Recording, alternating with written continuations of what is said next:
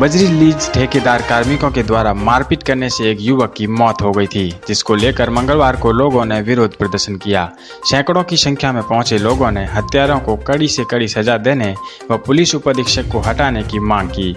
वहीं डाक बंगले में चले धरने के दौरान केंद्रीय मंत्री कैलाश चौधरी, पचपदरा विधायक मदन प्रजापत, जिला प्रमुख महेंद्र चौधरी, प्रधान भगवत सिंह जसोल, आरएलपी नेता उमेदाराम बेनीवाल, समाज कल्याण बोर्ड सदस्य रशीदा बानो, समाज सेवी किशोर सिंह कानोड़, जसोल सरपंच ईश्वर सिंह, श्याम सिंह मेवानगर, प्रतिपक्ष नेता महबूब खां सिंधी सहित जनप्रतिनिधियों ने सरकार से आरोपियों को कड़ी सजा देने की मांग की।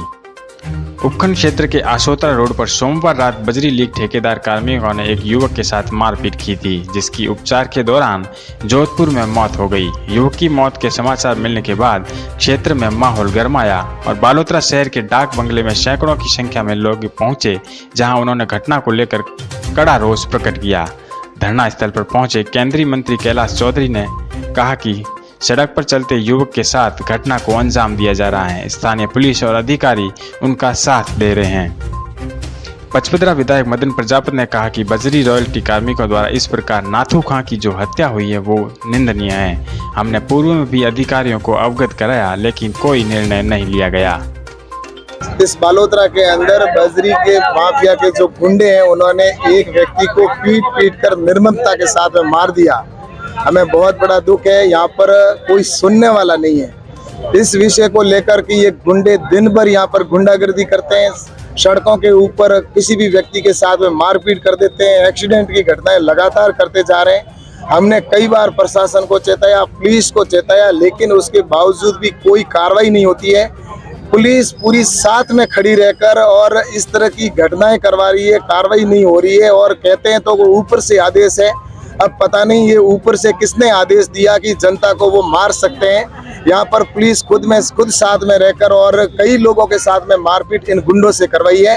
इसलिए आज की ये घटना है जिसका पूरे शहर में नहीं पूरे क्षेत्र में बहुत बड़ा दुख है। और इस तरह से अगर सरकार ने समय रहते इनके खिलाफ कार्रवाई नहीं की और इनको जब तक ये जनता मानने वाली नहीं है और यहाँ से डेड बॉडी नहीं उठाएंगे और जो गुंडे हैं उनको तुरंत गिरफ्तारी हो और जो डीवाईएसपी इसमें शामिल है उस डीवाईएसपी और इनके जो भी अधिकारी हैं उनके ऊपर भी, क्योंकि ये संलिप्त है इसलिए उनके ऊपर भी 302 का मुकदमा दर्ज हो। इसलिए अब जनता को सड़कों पर मजबूरी में आना पड़ा है और ये स्थिति बनी है। ये जनता जिस तरह से उद्वेलित हो रही है, इसका आगे आने वाले समय में मुझे लगता है कि अगर समय रहते अगर प्रशासन ने पूरी कार्रवाई नहीं की तो ये आंदोलन बड़ा होगा और उसके अंदर और भी ऐसी घटना हो सकती है। इसलिए मेरा यही प्रशासन से कहना है कि तुरंत प्रभाव से कार्रवाई करें और इस गुंडा राज को इस राजस्थान से समाप्त करें। जो इस निर्दोष व्यक्ति को जिन्होंने मारा है, जिनकी हत्या की है, उनको तुरंत प्रभाव से गिरफ्तारी हो और इनके पीछे जो लोग हैं उनकी भी गिरफ्तारी हो। आक्रोश, लोगों की नाराजगी जायज है, क्योंकि इन ठेकेदारों ने और कर्मचारियों ने तो हद ही पार कर दी। एक निर्दोष व्यक्ति की हत्या मामूली बात नहीं है और मारपीट की घटनाएं तो सैकड़ों हुई है।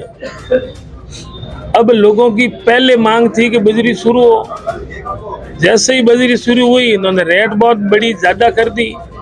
अब मांग है कि रेट कम हो और जब रेट कम होगी तो ये काला बाजारी अपने आप मिट जाएगी। ज्यादा रेट से लालच करते हैं कि भाई एक गाड़ी में वे तू ज्यादा कीमत आ रही है, तो जायज रेट हो तो ये इस प्रकार की घटनाएं नहीं होती। अब जो नाथू खां है जिनका बजरी से कोई वास्ता नहीं और निर्दोष व्यक्ति की अगर जानबूझकर हत्या करके लोगों में भय पैदा करते हैं तो ये मामूली बात थोड़ी है। हम पूरी पैरवी करेंगे। हमारे पूरे बालोतरा क्षेत्र की 36 कौम की एक ही भावना है कि नाथू खां के हथियार बदमाश लोगों को कड़ी से कड़ी सजा मिले।